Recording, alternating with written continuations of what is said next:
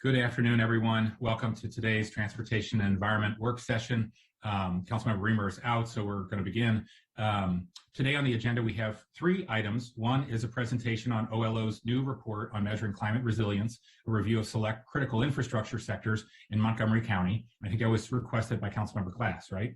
So I'm sure you'll have thoughts about that. We also have a work session on Bill 921, Streets and Roads Sidewalk Snow Removal. It's Councilmember Glass Day, and a work session on Abandonment Resolution 18711.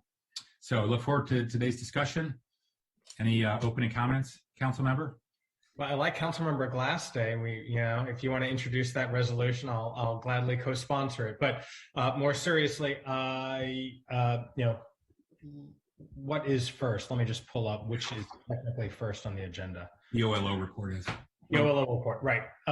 So I will just say on the upfront that I appreciate the incredible work that the Office of Legislative Oversight put into the OLO report. And the reason that I requested it was because we know that our climate is changing, first and foremost. And I wanted to figure out how we could mitigate that here at the local level. What do we need to do to make sure that our residents and businesses can keep going on despite the environment that's changing around us? And the report highlighted a number of really important areas where we need to work on. And I know that our incredible OLO team is going to dive into it, but all of us who live in this region, the entire DC region, not just Montgomery County, recognize that it is getting wetter and wetter.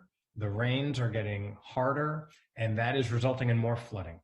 And that is really what I think the top line of this report says. We need to mitigate the flooding and figure out how to improve our infrastructure. And so I look forward to that conversation, but I'll close it at this introductory comment by saying that this is just really important because we need this information to inform future policy making decisions. And everything that we need to do should be based on the science. It should be based on the data. And this OLO report has given us a really good roadmap in terms of our infrastructure improvements that we need to tackle immediately to help stem the climate change that is occurring all around us. So with that, I will yield back to you, Mr. Chair. Thanks so much, Councilmember. Ms. Bryant, Ms. Simmons, thanks so much for being here and for your terrific report. The floor is yours. Thank you. I'm going to share my screen and we're going to have a presentation on the report.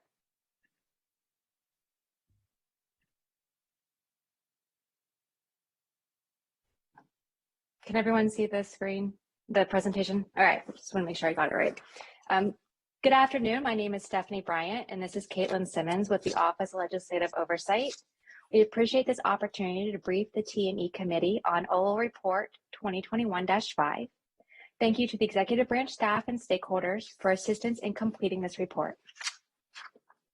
Council requested this report to better understand historic weather trends and related impacts in Montgomery County, and selected county critical infrastructure systems' ability to withstand severe weather events. To do so, OLO analyzed county weather data, conducted stakeholder interviews, and researched existing county infrastructure and climate plans, including the county's climate action report. Of note, this OLO report was released in April 2021. As such, the report does not review recent significant weather events since then, including the 2021 summer flooding and recent winter storms.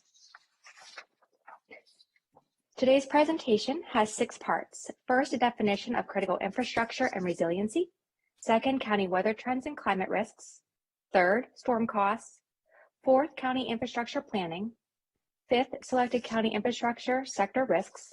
And sixth, OLO recommendations. First, a definition and sectors examined in this OLO report.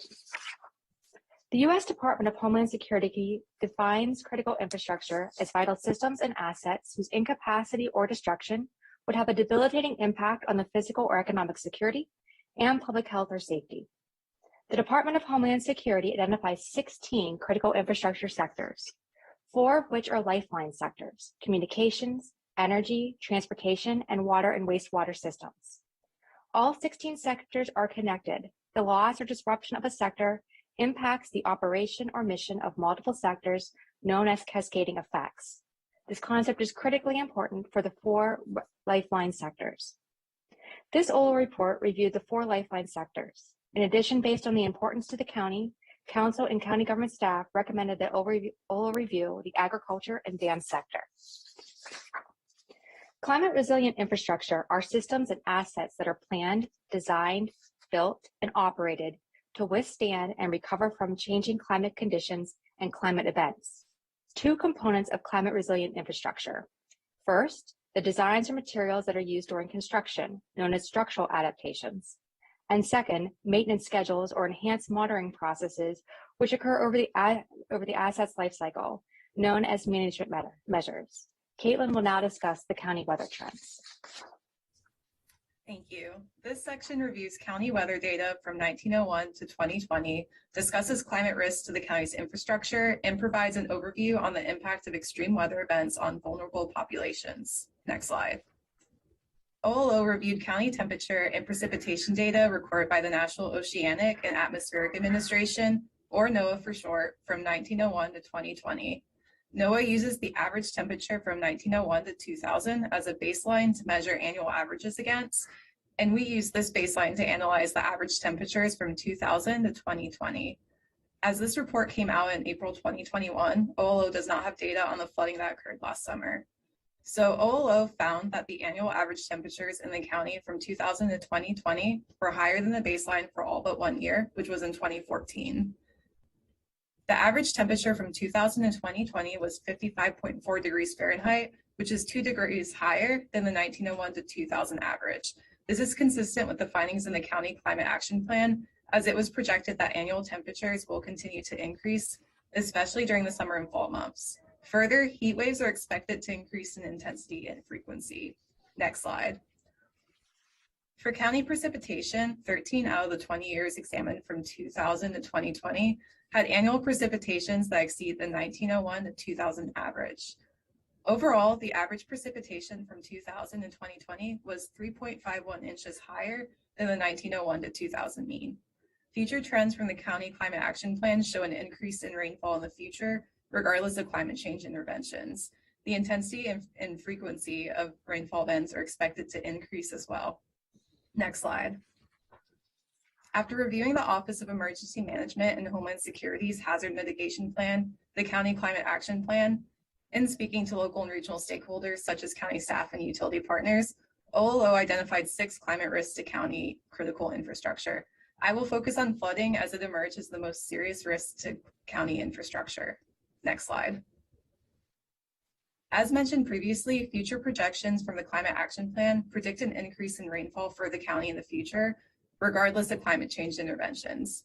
So flooding in the county can be expected to get worse.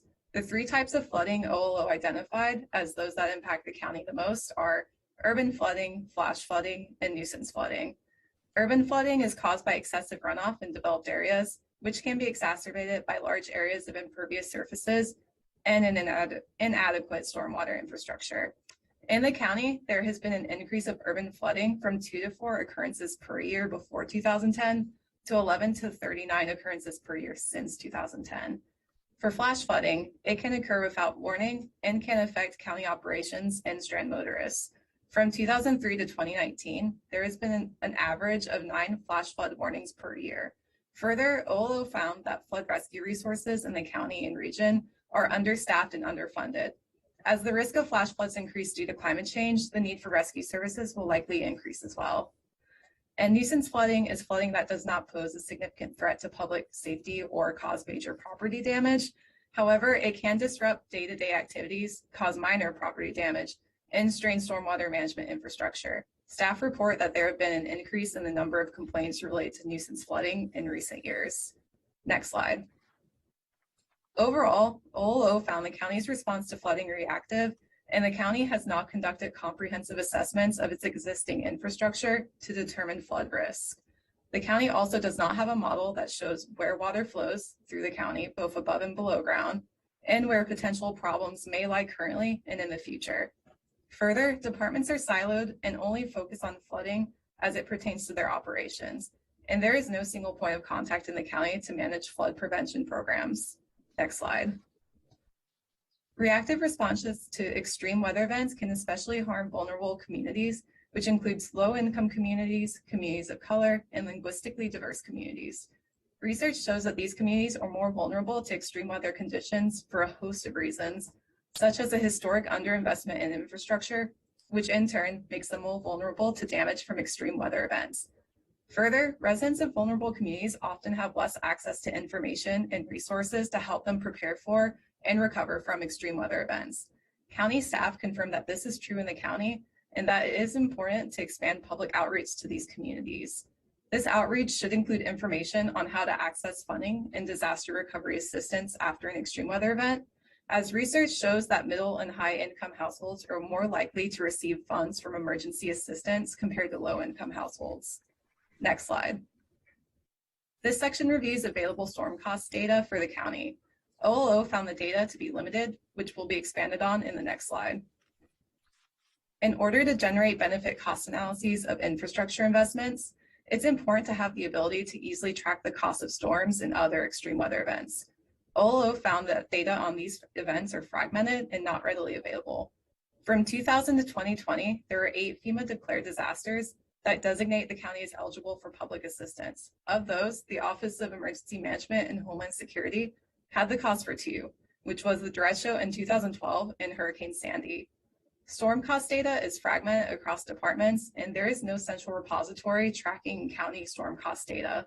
Instead, departments track costs related to their response and recovery actions after a disaster, such as the Department of Transportation tracking the cost to clean roads.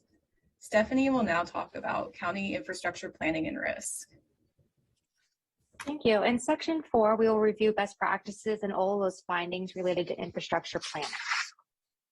The U.S. Cybersecurity and Infrastructure Agency defines several best practices government should follow in securing and planning for climate and infrastructure risks. First, government should conduct risk assessments to identify vulnerable infrastructure assets. Second, security and resiliency should be considered at the beginning of projects during design. And third, information sharing is key to building strong resiliency programs, particularly in the National Capital Region, where system assets may transcend jurisdictional boundaries. At report release, OLO found that risk assessments have not been conducted on county-owned infrastructure. Specifically, stakeholders reported that the county is barely meeting maintenance needs of existing infrastructure, let alone future risks. Coordination in the county is generally reactive, occurring after the disaster. And third, related to information sharing, OLO found it was difficult to access data, information, and contacts for relevant stakeholders, particularly for non-county entities.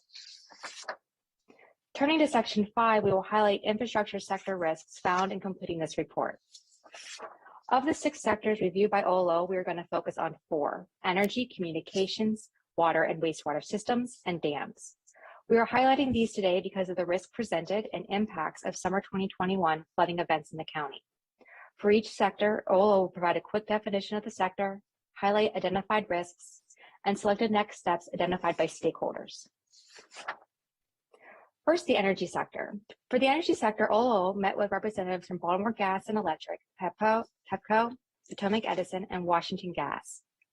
These stakeholders identified several high risks to the infrastructure sector, including increased risk of power outages due to vulnerability of overhead wires during weather events. Contributing to this risk, the energy sector stakeholders interviewed by OLO identified that the county's tree maintenance program places infrastructure at risk due to underfunding and lack of policies that target resiliency. Potential next steps identified by energy sector stakeholders include reviewing the county's operation of its tree maintenance program and building strong partnerships to strengthen grid reliability. For the communications sector, OLO met with Department Technology and Business Enterprise staff to discuss the county's FiberNet network, which is used by emergency communications, county departments, and for data storage, and the broadcast communication systems, which include the county's public access channel and social media accounts. Department staff identified high risk for the communications sector, one of which includes that there are few county facilities that are reinforced with multiple pathways to ensure continued operations. In the event of a power outage, county facilities on the FiberNet network may not be able to provide vital services. Potential next steps identified by department staff include maintaining overhead electrical lines to decrease outage risks during extreme weather events and expanding technology redundancies to ensure continued operations. For the water and wastewater systems, OLO met with representatives from the Washington Suburban Sanitation Commission. WSSC identified many high risks for the water and wastewater sector, one of which includes that 70% of the county's water supply comes from WSSC's Potomac filtration plant. At report release, this plant did not have off-grid backup power supply. If an outage were to occur, the county's drinking supply water could be at risk. WSSC also noted that resiliency budget has decreased over the last several years. This comes at a time when climate risks are increasing and rate revenues are decreasing. Potential next steps identified by WSSC staff include reviewing WSSC's facility risk assessment results, requesting an update to the funding for a microgrid at the Potomac plant, and improving communication regarding resiliency efforts and planning. For the dam sector, OLO met with county government staff from the Departments of Environmental Protection and Agriculture. Staff report that dams in the county are owned by public and private entities. There are approximately 35 dams that are classified as significant or high hazard. As the county develops, low hazard dams may become significant or high hazard dams as buildings and populations near the dams increase. County staff interviewed by OLO report that high risks for the sector in the county include that primarily private-owned dams are at risk of failure, and the maintenance of dams is expensive, and there are limited resources to repair these assets. Potential next steps identified by county government staff include improving the county monitoring of privately owned dams, including data collection, establishing clear lines of communication with owners, and requiring private owners to report failures. Caitlin will now discuss OLO's recommendations. Overall, OLO identified 5 recommendations. First, the county has not conducted facility risk assessments of critical infrastructure that examines and identifies risks to these assets. Best practices indicate that these assessments be done before governments set priorities, develop a resilience strategy, and implement projects. Second, county climate data is limited and scattered across county departments. A central electronic repository could better facilitate information sharing across the county and help build a comprehensive all hazards approach to planning climate resilient infrastructure.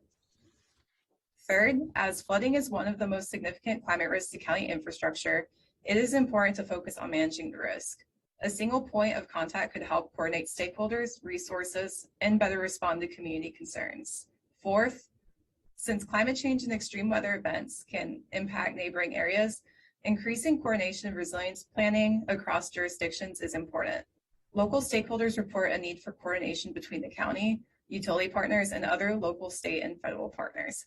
Coordination of efforts could also help pool resources and staff together for resilience efforts.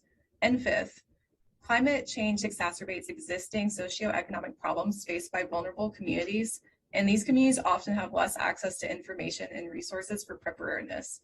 It is important to understand the barriers to access and develop plans and strategies to alleviate these barriers, such as establishing resiliency hubs and establishing robust partnerships with community groups to improve emergency planning.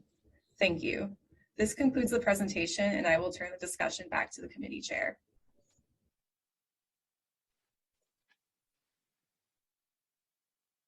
Terrific. Thank you both for all your hard work on this. Ms. Simmons, is this your first time with us? For the T&E, yes.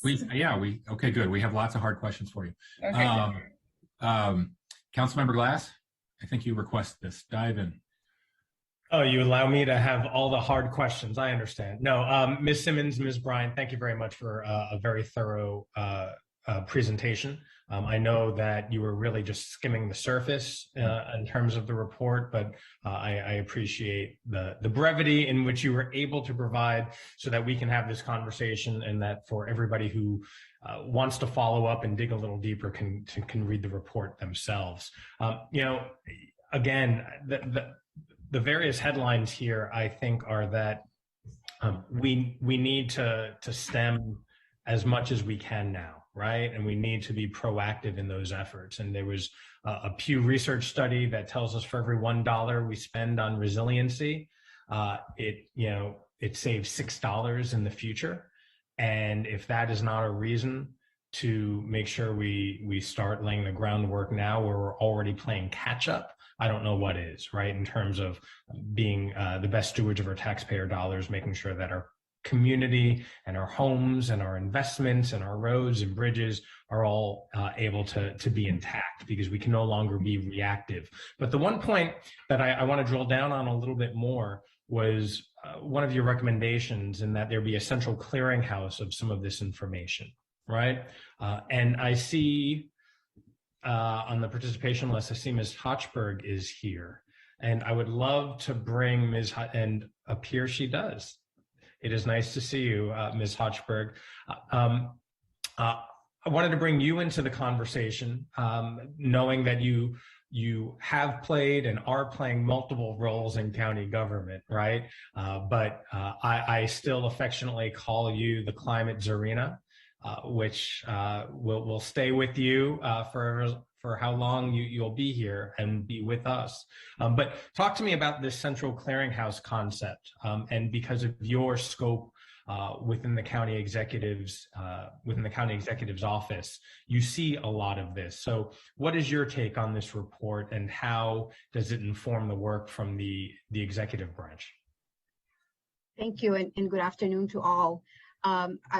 First I'd like to recognize the work that went into the OLO Climate Resilience Report. It's an outstanding effort, and it really helped to support the development of the Climate Action Plan. It was finalized at the time that we had the draft Climate Action Plan in place, and we were able to leverage it into the final report that was released last June.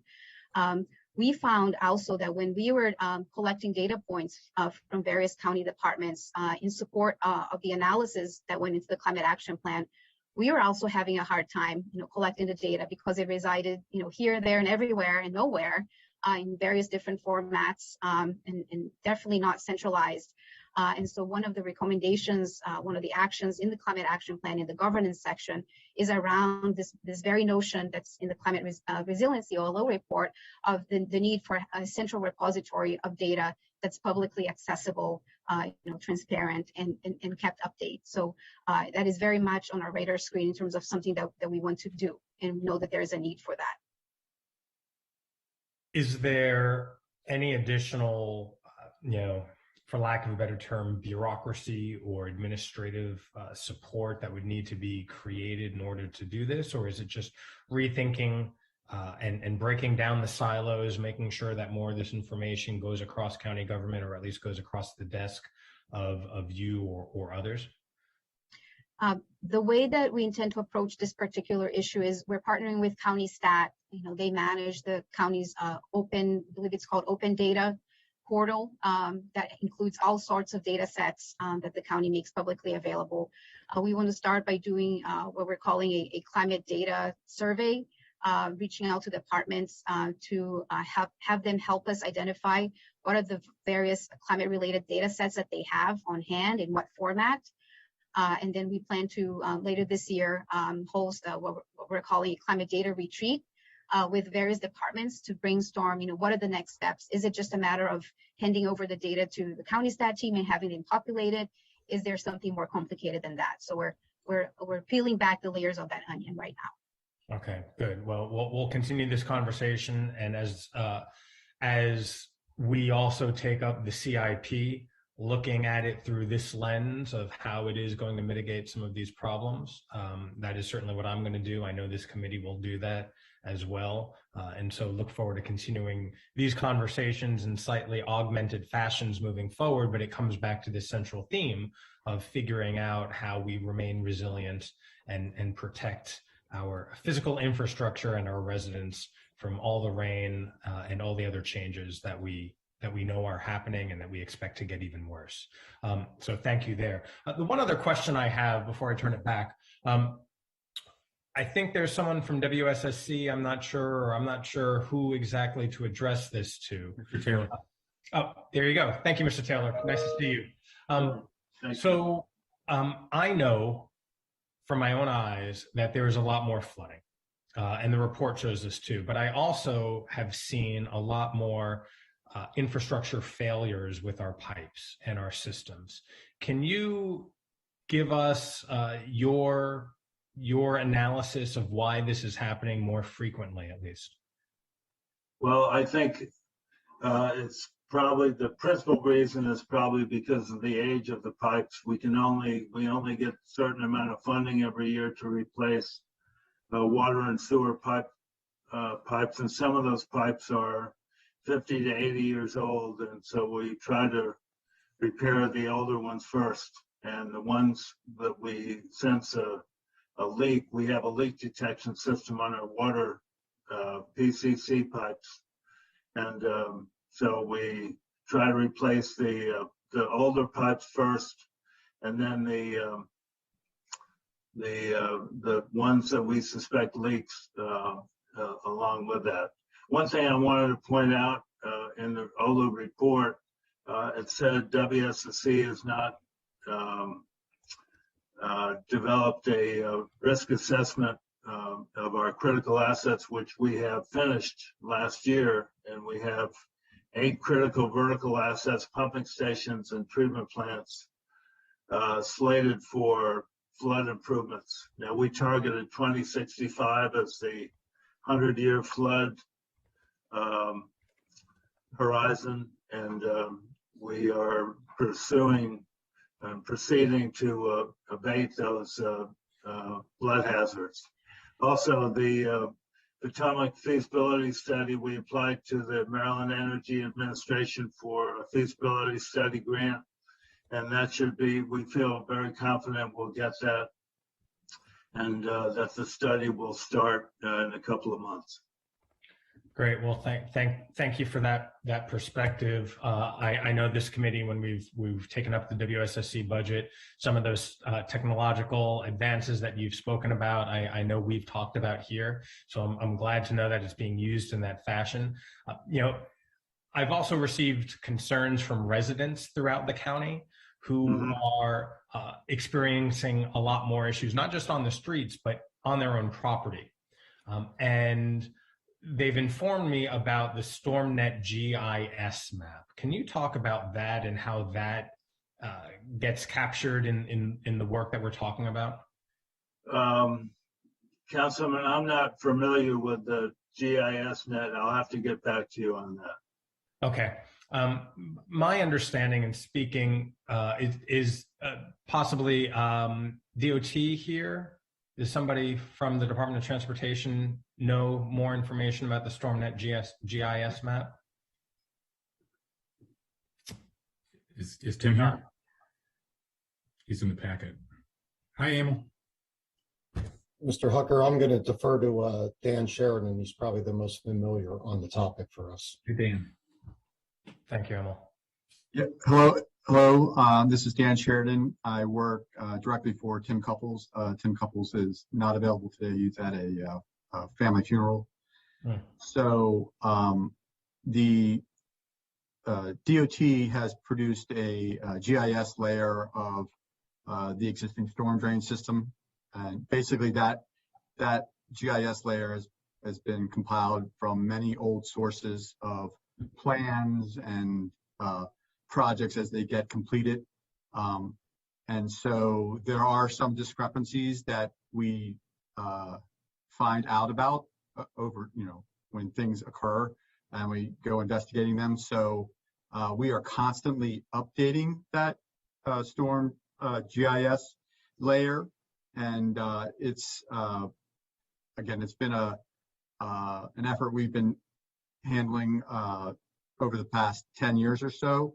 And we know that there's still more work to do, but as flooding occur, we go out and analyze what's out there, and then sometimes we find out that what's in the GIS layer was a plan, an as planned, but not necessarily an as built condition of the storm drain system. And so we try, as we find out about them, we get surveys, and we update the system, but it's a constant battle.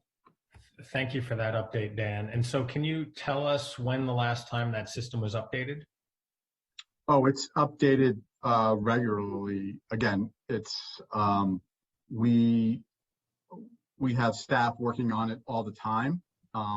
And again, as discrepancies are found out, we might send a survey crew out there to, get actual inverts and things like that. And then that information is QC'd by our in-house team. And then it gets pushed out to the public system at that point. So it's, I would say quarterly, the update is done. But it's an ongoing thing, right? We find out about unmapped parts. We find out about things that are inaccurate, and we're constantly updating it. Sure. So quarterly. So that means the last time it was updated would be last fall or thereabout, which makes sense on a quarterly basis. And the reason I bring this up is because I've had some conversations with residents who are engineers and who know know the specifics of how some of these systems are implemented. And there's been some information that's been shared with me that I want to bring to light now, and about buildings when there is physical building infrastructure that's put in place, and there are supposed to be pipe sizes that were allowed, or in accordance with the building required, that's the word I'm looking for, required, that those pipes, those sizes were not actually installed. Like smaller sewers and smaller pipes were installed, which then gunk up the system and make the capacity flow much worse. And some of this is being found out as the StormNet GIS map process continues to be updating. Am I telling you anything you don't know? No, you are not. And I think I know the incidents you're referring to.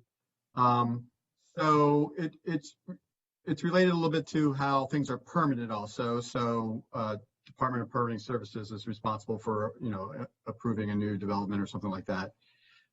And they will ask the community, they will ask us, are there known flooding problems in this area where the development is to occur? And if we have history of flooding or we have known problems, we let them know, and the same with the community. But the developer can be required to do an analysis, and right there and we provide the GIS layer, GIS net for them to use, but they have to verify things themselves, right? So just by simply relying on that GIS net is not always good enough. Again, so when an analysis is done, they are supposed to verify certain pipe sizes, and that's how we find out about inadequacies. Sure. So this gives me great concern on a few different levels. And I'm glad we're now publicly talking about this, because the focus of this conversation is looking at the OLO report, which has demonstrated in innumerable ways the damage climate change is inflicting on our community, notably through increased flooding incidents. And at the same time, we have infrastructure that's being created that seems to be skirting the rules, if I understand it, that they are not following the permits for the required size of sewers and pipes to create their buildings, thus putting, they are exacerbating the already strained sewer system. Is that a fair characterization of what's happening? Again, so I'm just stating the facts, that if DPS or planning or some agency is requiring that a certain pipe or sewer be installed to accommodate a certain building, and that is not being followed, that happens, right? We're finding that happening. I don't know that I would characterize that. Again, how would you characterize it? So if a developer is required to put in a pipe of a certain size, I think that is inspected, and that pipe of that size is installed. But then how does that square with the mapping exercise and finding some problems there? Well, so again, the developer is supposed to not solely rely on the GIS.net information. They're supposed to field verify that when they do their analysis. So that could be where the problem is occurring. If they don't field verify what was on GIS.net, then they could have a incorrect calculation or a calculation that doesn't match what's out in the field. Okay. Well, I appreciate you sharing your expertise, Mr. Sheridan. And what I will do is I will follow up with the department and figure out, the root cause of some of these concerns, questions, or perceptions, whatever they might be, because it is going to be much harder to try and mitigate climate change by investing in our water and sewer system if we have instances where the sewers are and the types of pipes that are being laid are not in accordance with what we're requiring. And so there's a disconnect there. And so I'll follow up with all of you and we'll get to the bottom of this to see how we can move forward in tandem to make sure that our infrastructure is not only what we need for now, but is resilient for the future. So I appreciate you sharing that with me. And with that, I'll yield back to you, Mr. Chair. Thank you, Councilmember. Just a few follow-up questions. I'm really grateful to both of you for the report because it's obviously full of so many very troubling findings that we're not going to be able to hash through today and really require multiple sessions and sessions in full council and a lot of budget response too. But it's disappointing to read that the county's behind the 8 ball in our planning, that there's no central repository for climate change data, that the stovepiping that we've been hearing about for years hasn't been addressed. There's no single point of contact. And that so much of our infrastructure is vulnerable to flooding. As Ms. Hochber said, she's absolutely right that so many of these liabilities were identified in the climate action planning after we funded that way back in 2019. And certainly so many of our old properties like Rock Creek Woods, where we lost 19-year-old Melkin Cedillo this fall, unfortunately, are vulnerable to these types of floods, as are many other properties of that generation that are not in the forefront of our mind because they didn't have a fatality. So I think we're going to have to schedule multiple sessions on this. But Mr. Taylor, I'm really glad that you're here. You mentioned the microgrid and the grant proposal that you've applied for. That's for the microgrid at the Potomac plant. And you're confident, pretty confident you're going to get that? Yes, we're very confident, yes. Can you talk about what you're doing to apply for the federal dollars? There are, at least 2 big tranches of money, including removing lead pipes, which would give us a lot of opportunity to, the more recent one, that would give us a lot of opportunity to remove some of our old pipe infrastructure. I'm not familiar with that program, Mr. Chair. I'm sorry, I'll have to get back to you on that also. Sure. Ms. Hochberg, do you have, I'm glad that Ms. Watkins is here. Do you have recommendations for WSA, or does OLO have recommendations for WSSC and for PEPCO and our other utilities while we're here today together? Yes, so in the climate action plan, it includes a number of climate resiliency strategies and actions related to both extreme precipitation and high heat as well in particular. We do have a very short presentation, if you'd like, we can go over that highlights those strategies as well as some current actions that we are undertaking with regards to climate resiliency. Thanks. Yeah, the plan has been out there. How many of those are funded in the current CIP that we just received? I believe several of them are funded, including additional funding for stormwater management, as well as expanding funding for tree planting, And we have a number of other actions underway, including updating the county's FEMA floodplain maps. We also have several efforts that are funded with federal funds, including the installation of flood sensors around 24 roads in the county that frequently flood, as well as a climate resiliency grant that we've received from the U.S. Department of Defense that is looking at climate resiliency issues in and around the Walter Reed installation in the county. Has the work of centralizing the data already begun? Yes, that is one of our fiscal year 22 actions that's underway right now. Who is the single point of contact for that? I am the point of contact for that effort. And do you anticipate more funding for the staffing to deal with this in the operating budget from the county exec? So the county executive's fiscal year 23 operating budget is under development, but we certainly have a lot of discussions underway around resource needs to fund, both climate resiliency projects as well as climate mitigation projects. There are needs on both sides. How much have you recommended to be included in this year's budget? I don't believe that I am able to share that information because it's still under the deliberative process. Okay. Okay. Ms. Bryant, Ms. Simmons, anything else on the report? No, just in terms of what you had mentioned with the utility partners and WSSC, one of the biggest findings that we found was just increasing the amount of coordination and information sharing between everybody. I just wanted to add that in as that was repeatedly brought up that, these are united efforts going forward. And so as much information sharing as we need should be engaged in. Definitely. Councilmember Glass or anybody else? Ms. Watkins, you haven't jumped in here. Anything to share with us? Very glad you could join us. Nothing additional to add. We've reviewed the report and we work very closely with Montgomery County to continue to identify strategies for developing the resiliency measures that we're discussing today.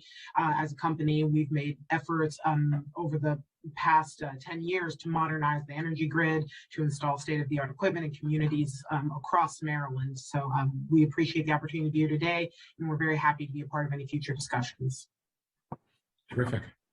Yeah, and Okay. I'll just say, Mr. Chair, I appreciate the conversation. Really, again, appreciate Ms. Bryant and Simmons for their work, and all of the agencies and leaders for being here and having and utilities for being here and having this conversation. The questions I had regarding the mapping tools and all of that was just to figure out, even as we move forward on infrastructure plans within the CIP and within even WSSC's budget, it appears that there might be other areas where we need to look and make sure that we are building a system that is resilient and that is in accordance with our permitting process. And so look forward to digging into that a little deeper. Okay. All right. Much more ahead of us. Thank you all so much again for the report and for being here today. Have a great afternoon. Okay, thank you. Thank you. I think Mr. Camacho is here. Yep, I'm here. Excellent. Okay. So item 2, I believe, is Bill 2921, sidewalk snow removal amendments. Yeah, that I actually have item 3. I think Ms. pardon. McCartney Green. Ms. McCartney Green. There you are. Sorry. I'm scrolling through everybody alphabetically here. Good. Okay, thanks. Ms. McCartney Green, floor is yours. Awesome. So Bill 921, and I'm not sure if Councilmember Glass had any pre-comments, but I can jump right into the bill specifics and go right into the issues for discussion today. But Bill 921 introduced back in February 23rd, 2021, and had a public hearing March 16, 2021 with 5 speakers who all supported the bill and largely supporting for its purpose to increase safe access and passage for pedestrians when after a major snowstorm, certain sidewalks become impassable because of the county snowplows that deposit large amount of snow and or ice on the sidewalk. And so because of that, the sidewalks become blocked and pose a significant safety hazard and impedes ability to access bus stops, metro stations, healthcare facilities, retail stores, or places of employment. And so I'm happy to go into the background of the bill, but I also want to let the committee be aware of that I have invited a few members from DOT. I know Mr. Emil Wolin is here, and Mr. Richard Dorsey is also here to be able to provide context and also further discussion. With that, I'll go into the specifics, and then we'll finish off with our issues. And so to give a little bit of background, in 2014, the council has previously passed Bill 2114 that required the establishment of the executive to provide a county snow walk, snow removal plan. And so within that plan required a digital map, a major storm event communication plan, and also required some targeted public education campaign to property owners of where they were responsible for removing snow and ice from their property, and also required removal for ice or trash removal as well during a major storm event. And so that plan included clearing over about 60 miles of sidewalks and streets that were not adjacent to private property or commercial property owner.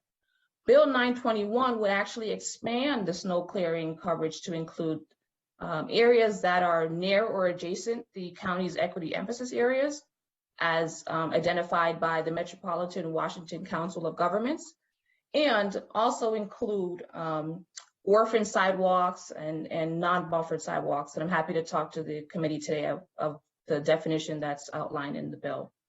And so, as I mentioned, Bill 921 would expand the current county law, would require the executive to include an additional 40 miles that are located near or adjacent equity emphasis areas, and that issues that they want to address to be able to significantly improve safety for pedestrians who walk onto busy arterial roads. I'm going to stop there and see if there's any questions. If not, I'm happy to move into the issues. If I could just hop in real quick. I had some dogs barking, so your introduction, Ms. McCartney-Green, was welcome in my household, so they're quiet now. But they were yapping for joy, I think, over this bill because they like the snow, but they know that we've gotten about 6 inches of snow over the last 2 weeks.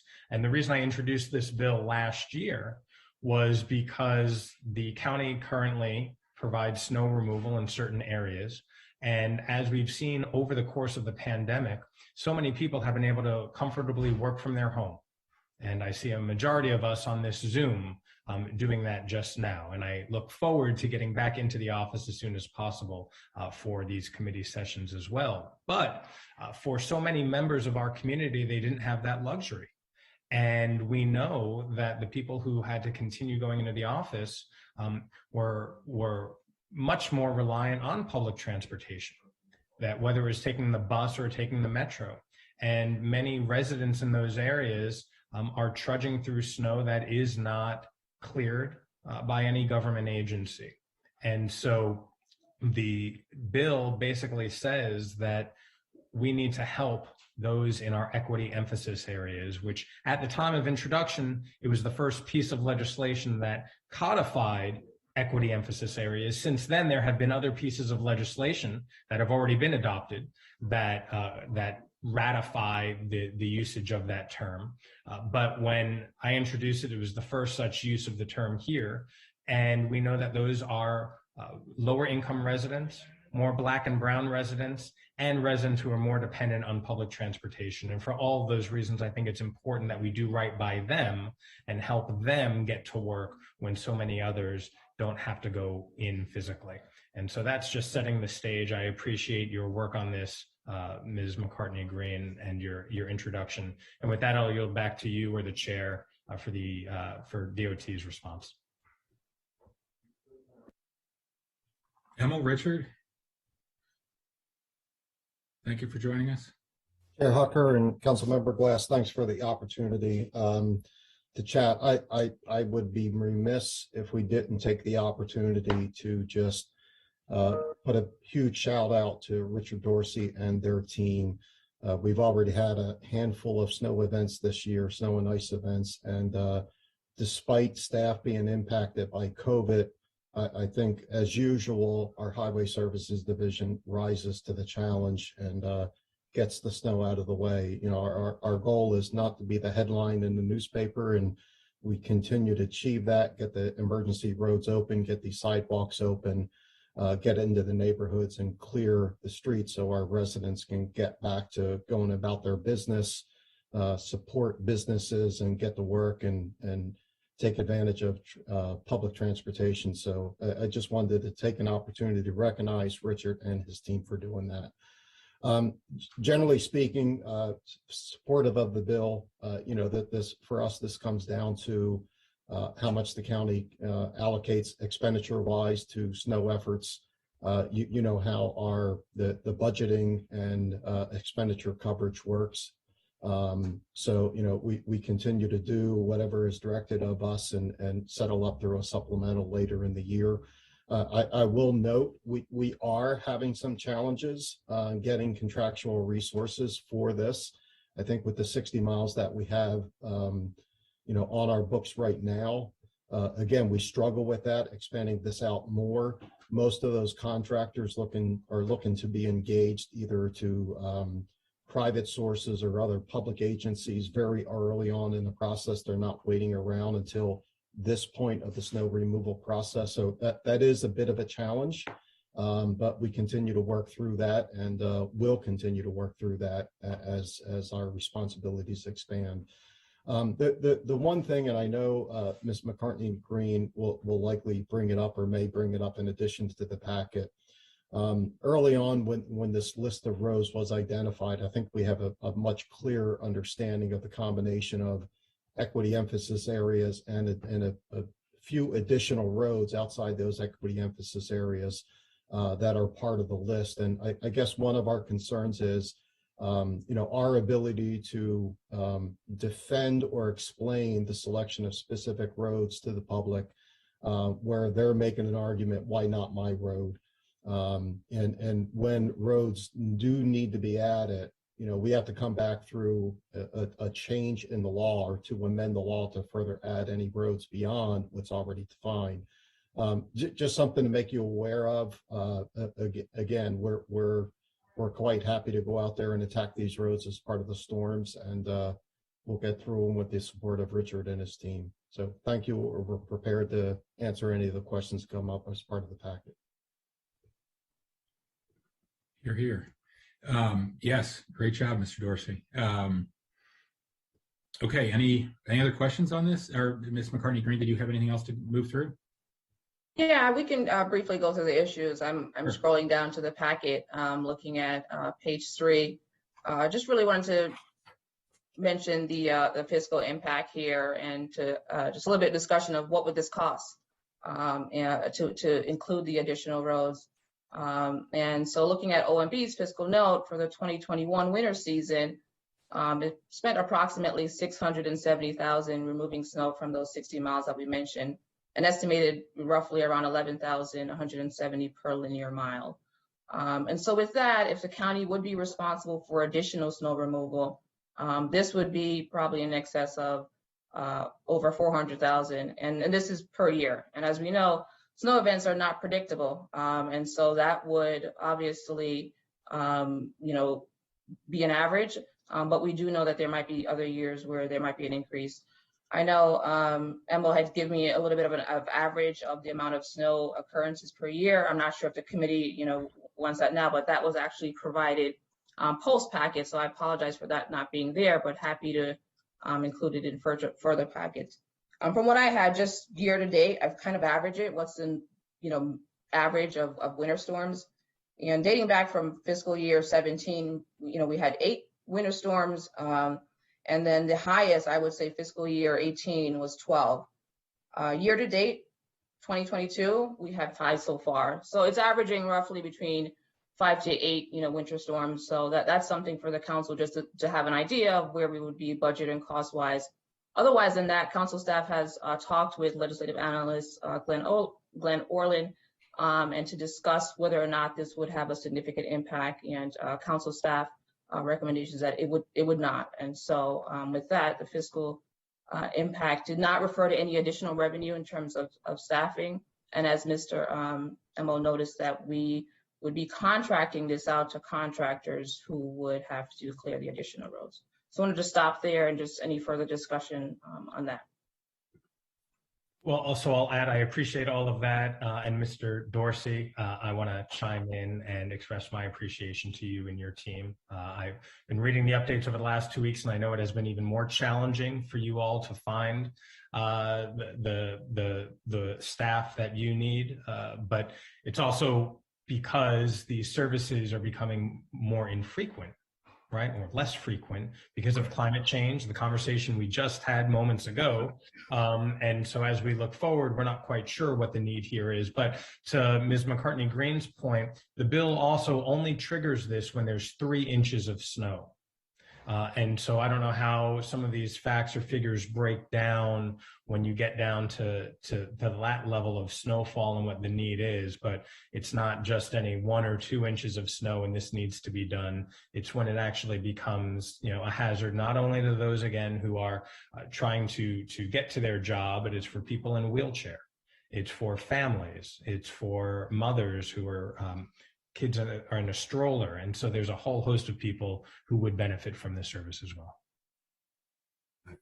Well, council members, I'd just like to add, sometimes we have to be aware that just the 3-inch threshold, we have to consider the plowed 3 or 4 or 5 lanes of snow that ends up on the sidewalk. So it could be 2 inches of snow, but that would still cause us to activate, those services. So that is a really interesting point. So I do have the legislation in front of me, but we have Ms. McCartney-Green as well. So does the legislation trigger this at 3 inches of snowfall or at 3 inches or more of actual snow on the ground, to Mr. Dorsey's point, when the plows come through, and we all know that problem, and it piles up, making it much more treacherous for the pedestrians. Does that trigger this too, or is it just snowfall? Yeah, no, that's a good question. And so it's removing snow and ice accumulation that exceeds three or more inches. And this is after the last day of precipitation, right? So it's after 24 hours. So if there's flurries and, within after that 24-hour period, it's melted or the weather is better, it would not trigger it. And so it's an accumulation of snow and ice. And Mr. Dorsey, your boots on the ground, so you can tell me, hey, that happens very quickly, or, no, that's something that is the 24-hour period is what we use as a standard, whether or not to, mobilize troops, or realizing whether or not that materializes to becoming a bigger issue, which is what this bill is trying to alleviate. So when we're talking planning for a snow event, we're still looking at sidewalks. So we look at the forecast and that'll trigger that discussion about sidewalks. There's also a practical approach to this. So, if they're calling for frigid temperatures after a 2-inch snow, and we're going to have ice on sidewalks for, 3 or 4 days, that triggers us to take action. It could be an ice event where it's only 1/10 of an inch, but we still have to treat the sidewalk. So we take a practical approach, not just that 3-inch threshold. Yeah, Mr. Glass, if I can chime in, I think for the purpose of this bill, the 3-inch guideline is probably quite adequate. I think, as Mr. Dorsey says, we look at the temperature, the duration, the type of precipitation. There's so many variables that go into developing our attack plan. As an example, last year, we had the information that went to Ms. McCartney-Green, 10 snow events, 6 of which we activated sidewalk clearing. And those were for different purposes. This year, so far, 5 snow events to date, 3 of those triggered sidewalk snow clearing. I think what I would rely on is the trust in Richard and his crew that to apply that practical approach, knowing when exactly we need to go out there and deal with it. Trying to sweat the detail of how much snow piled from the plow, the distance you are from the curb and where the plow through it is going to be challenging and difficult. But we know that they go out and deal with the sidewalk issues when the sidewalks need to be dealt with. If it's going to, sidewalks not, or snow's not sticking to the sidewalk, or it's going to melt right away, and we don't need to attend to the sidewalk and spend that money. But we have the reliance that Richard and his team is going to get out there and attack those sidewalks when need be. So then is that the standard for the other 60 miles or so that the county currently clears? So typically our snow plowing, and I probably should let Richard deal with this, but typically you start to plow at about a 3-inch level. Beyond that, the blades are ripping up the pavement too much. So, I think overall it's a good template to have, or a good starting point to have. Again, there's no pure science to what triggers when we get out there and deal with it. If the snow's going to fall, it's going to harden. We're going to try to get it off of there, even at smaller dimensions. I doubt we're going to be in situations where 3 or more falls and it's going to melt off within a couple of hours that we don't need to deal with it.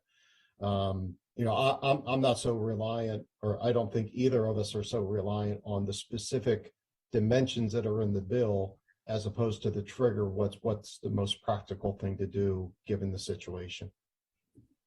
And so what I'm hearing, the 3 inches is problematic because you're not quite sure when you reach that 3 inches. And so is removing that or lowering that to 1 inch or some other threshold, is that better in your estimation? Richard, I'll defer to you. It's all about the type of event. I mean, and the temperature profiles and those things kind of move the trigger for us. Changing that language, I mean, that's consistent with the language that was in the first bill. So I think the language is fine. It's just that, when we respond to it, it's always, changing based on those other circumstances that Emma mentioned. Sure, I understand that, and again, I understand the ever-growing complications that you and your teams are doing, and as the business climate changes regarding this work, and the actual climate changes too. And so, if it is easier for you, rather than taking the guesswork out of it, to remove that 3-inch standard and put it at the same level of the existing bill, which I should have said at the opening of my comments, I appreciate Councilmember Reamer for leading these efforts many years ago.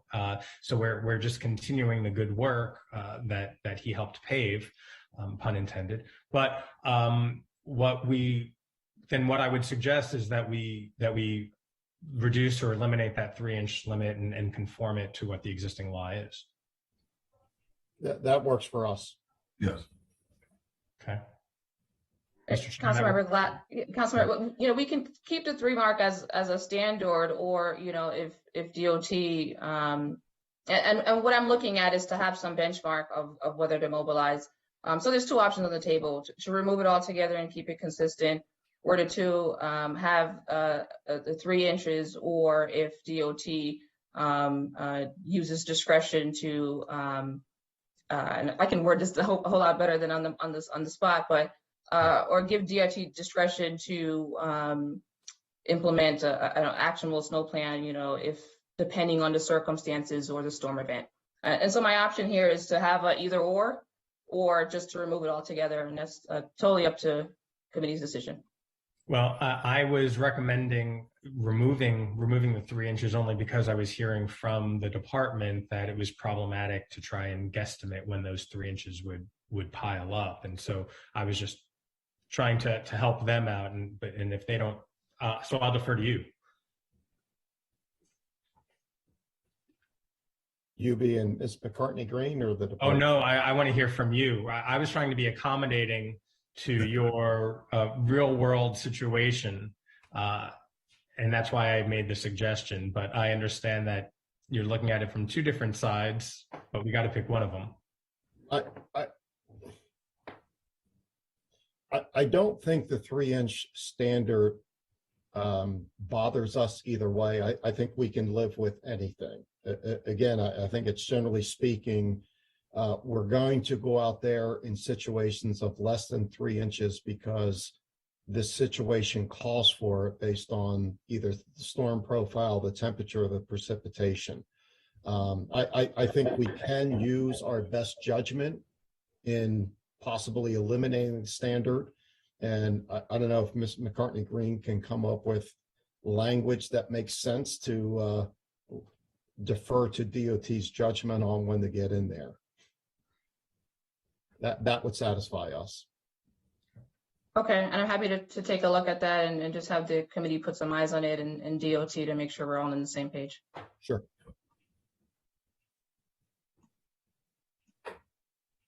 Great. So I think that change is made without objection. Is there anything else, or Councilmember Glass, do you want to move the bill? I do have one thing that I do want to bring up to the council, and I can do this, actually two, I'll do it in twofold, but it is important to know that there are certain sidewalks, orphan sidewalks, where a property owner would not be responsible. And we've talked about, looking at arterial roads. And so if it's an orphan sidewalk and it abuts or fronts a property owner's property, they would not be responsible. And so it's important to know that the onus is on DOT to clear those sidewalks in a timely manner. And obviously we'll talk about that 3 inches or not, or finding best judgment language there. I also have an amendment from the OCA. I'm looking at number 3.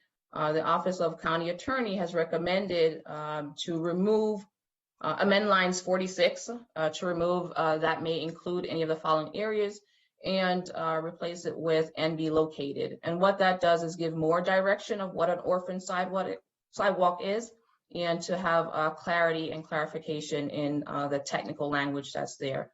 Other than that, Council President, those are the decision point right now, whether to adopt a clarifying amendment for the definition of orphan sidewalks, and that the committee is aware of the additional sidewalks that would be removed the responsibility from a property owner and require DOT to now be responsible for those orphan sidewalks.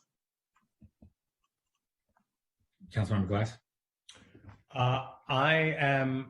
So it seems that the county attorney is the only one that is stating this objection, right? Or the concern over the term of orphan sidewalk. None of us have seen this as a problem. So I'm not quite sure if we need to adopt that legal opinion, but it's not a major one as I understand it, right? Yeah, so the legal opinion concerning the responsibility of sidewalk is different, but the clarification of the definition of orphan sidewalk, council staff does recommend. So removing that language that says may include any of the following areas, removing that and replacing with actually be located. Essentially the difference between a may and a must. And so for that, council remove any ambiguity, right? Yes, council member. Okay. I'm fine with that. That works for me, Mr. Chair. Now that just takes awesome. That just takes us to another point, which I'm not sure you were going to raise, but I know has been part of these conversations about the lists of the different roads that had been identified, that I identified in the bill. Did DOT, did you want to bring this up, or did we mollify that based on the sidewalk language change? No, I think, Mr. Glass, early on, we were not clear on the selection of why these roads. I actually had a conversation with one of your former staff members that was instrumental in writing the bill. I have a better understanding of that now. Again, the bill does not specifically, it talks about equity, but doesn't call out specifically equity emphasis areas. We were under the impression that it was supposed to be strictly within equity emphasis areas, but we do realize there's a couple of other additional roads that were added. It's clear to us now that, again, I think the challenge is, and I understand the background between, not simply referring to maps and actually having a list of roadways, but again, it brings up the challenge of somebody complains about a road and it makes sense to add that road, and you have to go through a legislative process to list out that roadway. So we just highlight that for your reference, but other than that, the list of the roads is fine. Well, I'm pleased to hear that the background has helped inform you as to why we selected the roads we did. I'll just say that the goal was to make sure that pedestrian access was improved across the county, and notably wanted to make sure it was improved or is improved in the high traffic areas of any weather. But I'm also an at-large member of the council and want to make sure that residents throughout the county do have pedestrian accessibility wherever they might live. So thus the list was created. Sure. Awesome. I am satisfied, and I move to approve, Mr. Chair, unless there's anything else. In line 16, Ms. McCartney Green, are bus stops supposed to be hyphenated? That's a new one on me. Let me look at that.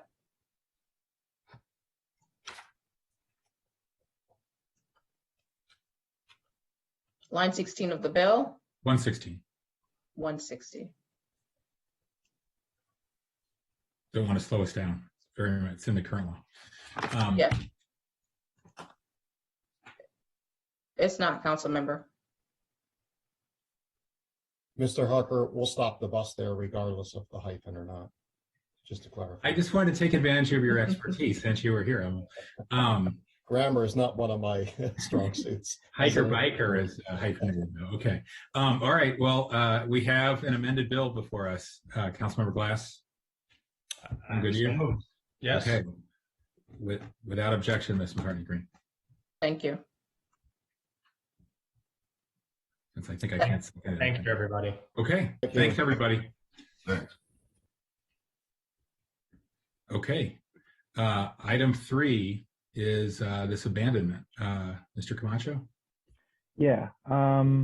Good afternoon, committee members. I'll try to be brief. So this is actually a request to extend the time to satisfy the conditions specified within a council resolution. So the resolution is number 18711. And it's related to the conditional abandonment of a portion of Rugby Avenue and a 20-foot wide alley off of Glenbrook Road in the Samuel T. Robertson's addition to Bethesda subdivision of Bethesda. So to provide some background, on November 4th, 2021, Miles and Stockbridge PC, on behalf of their client JLB Georgetown Road LLC, which I'll refer to as JLB, sent a letter to the county council, which you can see at Circle 1, requesting a 30-month extension of the validity period for JLB to satisfy all of the conditions in the approved abandonment specified in the resolution. So the current resolution doesn't provide a specified time frame, but pursuant to section 4965D of the county code, the abandonment is automatically revoked within 5 years if all the conditions are not satisfied. So 5 years from when it was abandoned is February 7th, 2022. And so the letter that the council received explains that JLB will not be able to fulfill the conditions, primarily due to delays in litigation related to its sketch plan approval. So let me try to make this as succinct as possible. So JLB is not the original applicant for this abandonment. It was actually Christ Evangelical Lutheran Church of Bethesda Chevy Chase, which I'll refer to as the church. So the first go around, the church petitioned for the abandonment. It was approved, but they were not able to satisfy the conditions due to litigation as well. It was related to a local map amendment that was approved by the council, but it was appealed by an adjacent landowner. That appeal was ultimately dismissed, but again, the church wasn't able to go forward with fulfilling the conditions. So they reapplied for abandonment in 2016, and a developer working with the church began the approval process to redevelop the area surrounding the right-of-ways. The planning board approved a preliminary plan and the site plan to allow the redevelopment. But again, the same adjacent landowner that appealed the local map amendment appealed the preliminary plan and the site plan. So let me see. So again, due to further delays in litigation, the church actually decided to sell the property to JLB, and that sale was finalized in November of 2021. So JLB has continued to go forward with the approval process to redevelop the property surrounding the right-of-ways. JLB amended the preliminary plan, and they filed for sketch plan approval, which was approved, but then appealed by the same neighbor. That same neighbor has since moved from the area and is no longer pursuing legal recourse related to the redevelopment. And so JLB would like to move forward, but again, they cannot move forward because they will not be able to satisfy the conditions within the resolution within the 5-year time frame. So basically, council staff is recommending that council amend the resolution as specified on Circle 9 of the packet. And so basically, the resolution would be amended to replace the term applicant with JLB Georgetown Road LLC, and specify that JLB must complete all of the conditions, which stay the same, as required by August 7th, 2024. Otherwise, approval of the abandonment is automatically revoked. So that August 2024 date is 30 months from February 7th, when it will be nullified. And then the resolution also specifies that the county attorney must record among the land records of the county a copy of this resolution and the amendments to the resolution. So basically, the decision is that is before you is to recommend approval of the amended resolution, or to allow the resolution to expire, which would then trigger a new abandonment process. So if you have any questions, please let me know. I'm fine with the staff recommendation. Councilmember Glass. Yeah, so all of this makes sense to me, and my simple question, and I see Mr. Hazel McCoy here. Nice to see you. Is the reason for this delay, or let me just ask, what is the reason for this delay? Why has nothing been done with this, and why would we need to extend it? So as I was trying to explain earlier, so there was an adjacent landowner that was appealing. So first, in the first abandonment process, they appealed the local map amendment that was related to the redevelopment of the area around the right-of-ways to be abandoned. That appeal was dismissed. And so they wanted the church, the previous applicant, which was the church, they wanted to go forward, but at that point, it was too close to the 5-year timeline. So the resolution expired. Got it. Okay. So yeah, so they went through the whole process again. Yeah. I was trying to follow the bouncing ball. And yeah. There's a lot of different history to this. Yeah. I appreciate it. I too am fine with staff recommendation. Okay. Great. Okay. I think that's it, unless anybody has anything else for us. Thanks very much, Elton. Good to see you. All right. Thanks, Carlos. All right. Take care. Goodbye, everybody.